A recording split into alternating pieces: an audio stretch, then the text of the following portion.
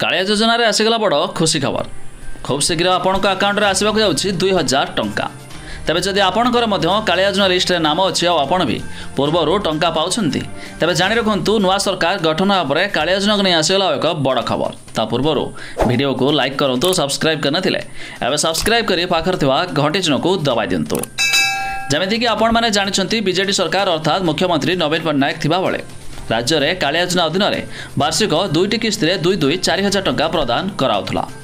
एबे सरकार परिवर्तन हेबा परे लोकमानक मनरे उत्कंठा आसुछि कि कालिया योजना चालू रहिबो ना मध्य होइजिबो बंद। जानि रखंतु मिलुथिबा सूचना मुताबक बीजेपी सरकार मुख्यमंत्री हेबा परे एबे राज्य में पुणी मध्य कालिया योजना चालू रहिबो। पूर्व पड़ी कालिया योजना रे मध्य वार्षिक 4,000 टंका मिलियो नै सूचना रहिछि। यह भी सूचना मिलूची तबे एथर बीजेपी मुख्यमंत्री घोषणा करबा परे कालिया योजना अधीन एक किस्तीर 2,000 टंका मध्य पठा जाई पारे।